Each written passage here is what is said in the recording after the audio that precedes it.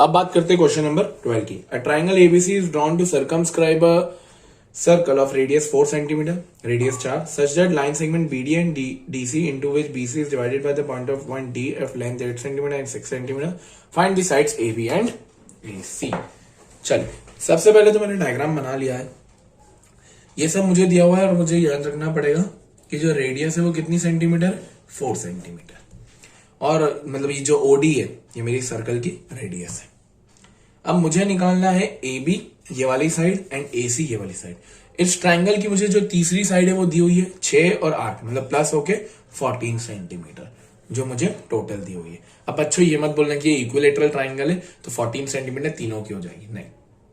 सबसे पहले तो हम देखते हैं कि इसमें टेंजेंट्स कौन कौन सी है। AB BC C है, ये तो 3 टेंजेंट्स सर्कल की हमें दिख रही है, क्योंकि सर्कल को ये एक पॉइंट, दूसरा पॉइंट और ये तीसरा, हम इसे भी नाम दे देते PQ। ठीक है, ये मैंने नाम दे दिया। अब थोड़ा सा लॉजिक लगाना पड़ेगा इस क्वेश्चन में। अच्छा, मैं अगर आपसे क्वेश्चन पूछूं कि ये जो C है ये सर्कल का एक्सटर्नल पॉइंट है कि नहीं है? जी सर बिल्कुल है। और एक्सटर्नल पॉइंट से जो टेंजेंट्स होती है उनकी लेंथ इक्वल होती है। तो अब देखिए C से 2 टेंजेंट दिख रही होगी आपको, एक CD एंड एक CP।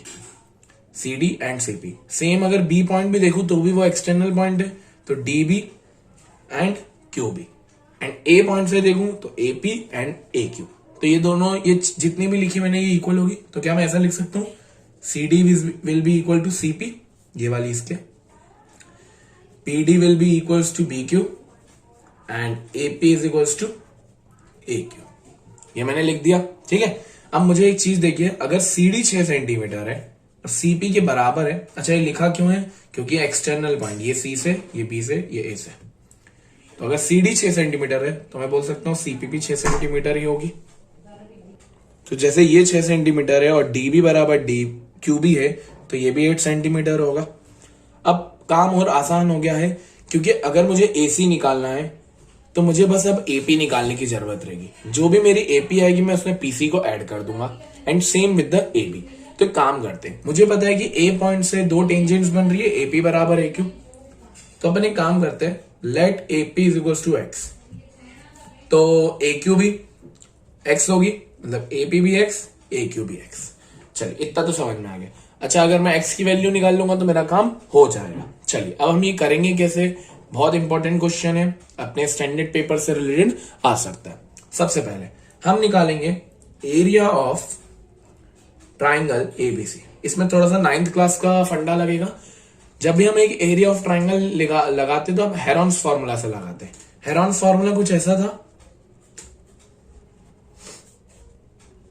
S minus A, S minus B, S minus C और होल का रूट, जहां पर ABC ट्राइंगल की 3 साइड्स होती थी एंड S होता था हमारा सेमी पेरीमीटर, जिसको निकालने का फंडा होता था A plus B plus C upon 2, perimeter upon 2, जिसको हम क्या बोलते थे, सेमी पेरीमीटर। ठीक है, क्या आपको आई होप क्वेश्चन, मतलब जो कॉन्सेप्ट है वो समझ में आ गया होगा।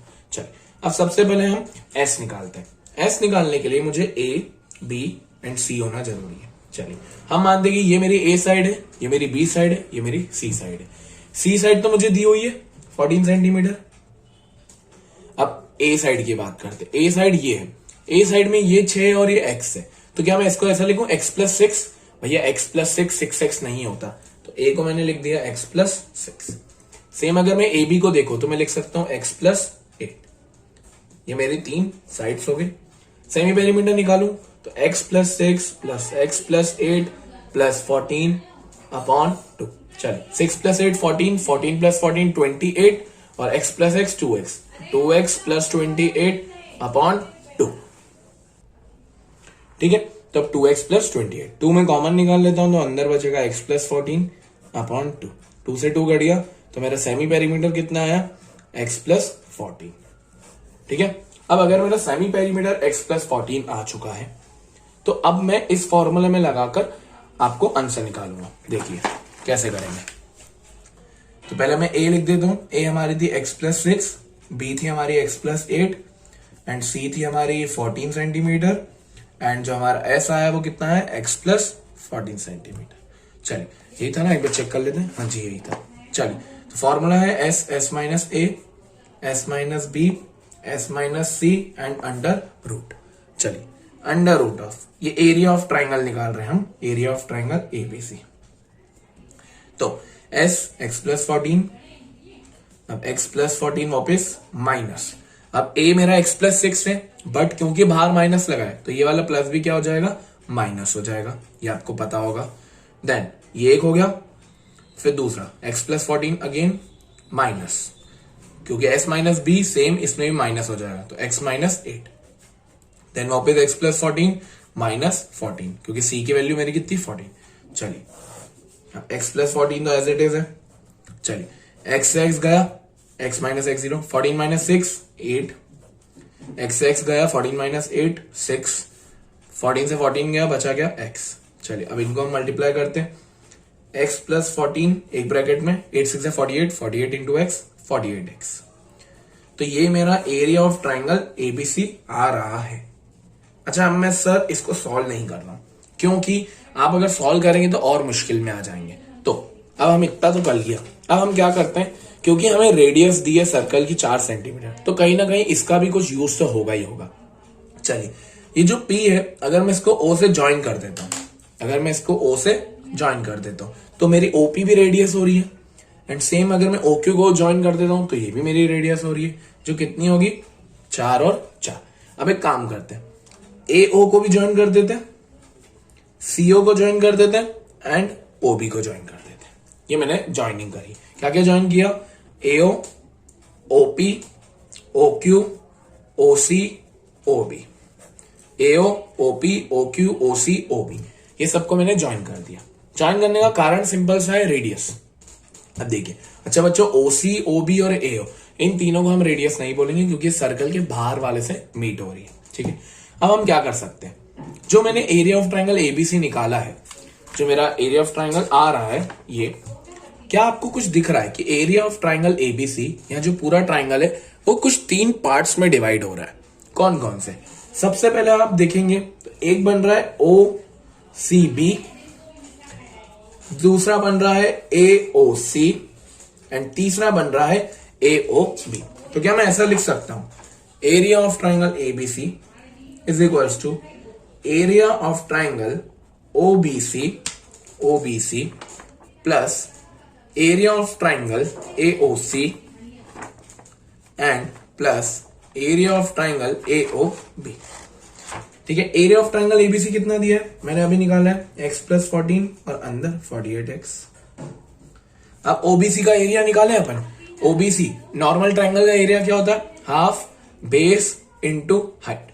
हाफ ओबीसी में ध्यान देंगे, बेस मेरा 14 है 6 प्लस 8, एंड हाइट मेरी ओडी है जो कितनी है 4 सेंटीमीटर, जो कि सर्कल की रेडियस थी, इसलिए बच्चों मैंने ज्वाइन करा था। तो क्या मैं ऐसा लिख सकता हूं, हाफ इंटू 14 इंटू कितना था 4 प्लस, अब एरिया ऑफ ट्राइंगल AOC निकालते हैं, AOC में बेस ये होगा कितना होगा x प्लस 6, तो half into x plus 6 bracket में, एंड 4 मेरी हाइट होगी तो इंटू 4। सेम अगर मैं एरिया ऑफ ट्राइंगल AOB में देखूं तो AB मेरी बेस होगी, OQ मेरा हाइट होगा, तो मैं लिख सकता हूं half into x plus 8 into 4। चलिए अब जरा हम काटा पीटी करें, देखें 2 से 14 2 सबसे काटते जाइए। चलिए तो यहां तो सेम ही है, x plus 14 48x is equal 14 2 से 28 प्लस, अब ये जो 2 है ये दोनों से मल्टीप्लाई होगी, आपको पता है 2 into x 2x plus 12 plus यहाँ पे भी 2 दोनों से मल्टीप्लाई होगा 2x प्लस 16। चलो इसको अब प्लस करते हैं अपन, जो भी बच गए 28 plus 16 sorry 28 plus 12 30 30 plus 50 16 56 plus 2x plus 2x 4x, कुछ ऐसा बन रहा है। चलो इसको मैं एक बार पीछे पेज पे लिख देता हूं, रूट x प्लस 14 ब्रैकेट में 48x इज इक्वल्स टू हमारा बच रहा है कितना 4x प्लस 56, यही बच रहा है आई थिंक। अरे यार ये रूट नहीं है, हाँ ये रूट नहीं है। अब आप खुद ही सोचिए, मैं 4x प्लस 56 में 4 कॉमन निकाल लेता हूं तो अंदर बचेगा x प्लस 14, इस साइड क्या बचा x प्लस 14 रूट में एंड 48x। अब अगर मैं ये रूट हटाता हूं तो वहां पे स्क्वायर लगता है, चलिए रूट हटा देते हैं हम यहाँ पे। तो क्या मुझे ऐसा लिखना चाहिए यहाँ पे स्क्वायर, 4 का स्क्वायर 16 और बाकी मैं ऐसा लिख दूं x प्लस 14 का होल स्क्वायर, वहां पे भी करना पड़ेगा। तो आगे अगर मैं कुछ ऐसा करूं इज इक्वल्स टू 16, क्या मैं x प्लस 14 को 2 बार लिख सकता हूं? स्क्वायर का मतलब तो यही होता है 2 बार, तो x plus 14 and x plus 14, दोनों साइड देखिए कुछ कट रहा है। हाँ, x प्लस 14 से x प्लस 14 बचा क्या, 48x is equals to 16 bracket में x प्लस 14, 16 मल्टीप्लाई में नीचे आ जाएगा तो वो हो जाएगा 3x is equals to x plus 14, x minus में चले जाएगा 3x minus x is equals to 14, 2x is equals to 14, x is equals to 7, x की वैल्यू आ गई 7।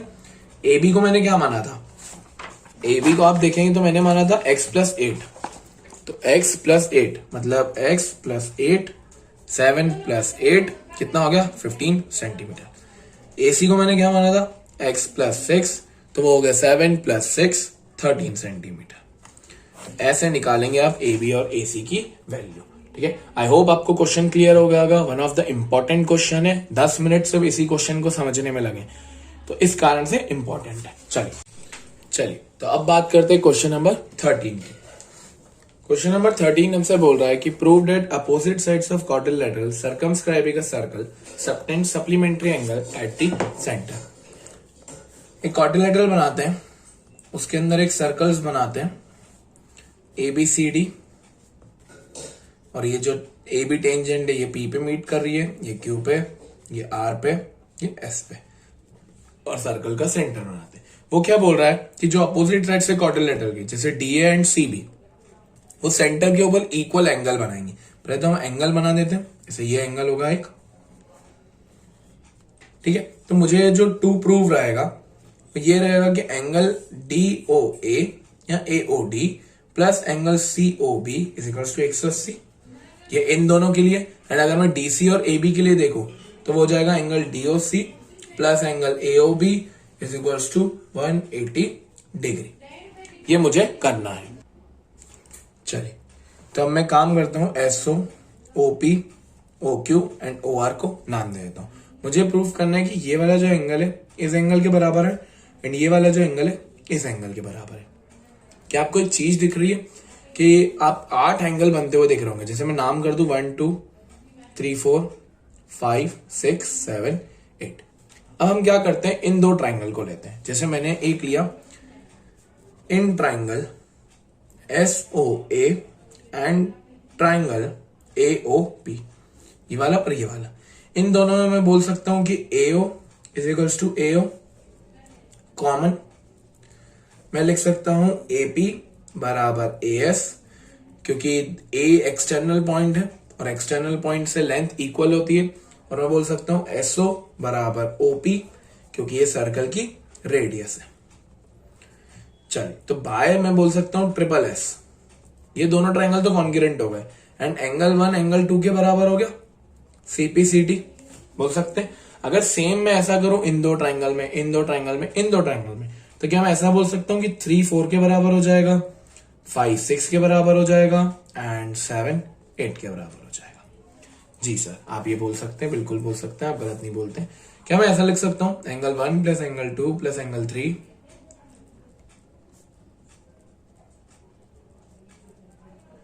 या 8वां एंगल का सम 360 के बराबर होगा, क्योंकि ये पूरा का पूरा एक गोल सर्कल बना रहा है। अब अगर मैं ये वाला एंगल ले रहा हूं DOA एंड COB, तो मुझे 1 और 8 चाहिए और 5 और 4 चाहिए। तो 1 8 5 और 4 इन तीनों को मैं नहीं छोड़ूंगा। तो एंगल 1 प्लस एंगल 2 की जगह मैं एंगल 1 लिख सकता हूं, क्योंकि दोनों इक्वल है, ठीक है।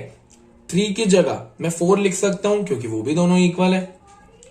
5 की जगह मुझे कुछ नहीं लिखना है, क्योंकि 5 को एज इट इज लिखना है, बट 6 की जगह मैं 5 लिख सकता हूं, क्योंकि इक्वल है। एंड 7 की जगह मैं 8 लिख सकता हूं, क्योंकि इक्वल है, इज इक्वल्स टू 360। तो अब देखिए angle 1 plus angle 1 twice angle 1, angle 4 plus angle 4 twice angle 4, angle 5 plus angle, अच्छा ये 5 होगा, sorry, twice angle 5 and twice angle 8, कितना बराबर होगा 360। मैं अगर 2 कॉमन निकालू तो अंदर बचेगा angle 1 plus angle 4 plus angle 5 plus angle 8 is equals to 360। कुछ ऐसी इक्वेशन बनेगी, angle 1 plus angle 4 plus angle 5 is equals to plus angle 8 is equals to 180। 2 multiply में था, नीचे चले गया। एंगल 1 प्लस एंगल 8, ये आप देख सकते हैं क्या बन रहा है हमारा AOD। And angle 5 plus angle 4 कितना बन रहा है हमारा COB। तो क्या मुझे यही प्रूफ नहीं करना था? देख लीजिए आप, मुझे यही प्रूफ करना था एंड मैंने ये प्रूफ कर दिया। तो कुछ इस प्रकार से हम ये क्वेश्चंस करेंगे। आई होप आपको कॉन्सेप्ट, एक्सरसाइज और जितने भी हमने सर्कल्स के क्वेश्चंस किए वो समझ में आ गए होंगे। आप वीडियोस को वापस देखिए ताकि और कॉन्सेप्चुअल क्लैरिटी होगी। हम नेक्स्ट वीडियो में कोई नया चैप्टर पढ़ेंगे। Thank you for watching this video. Radhe Radhe.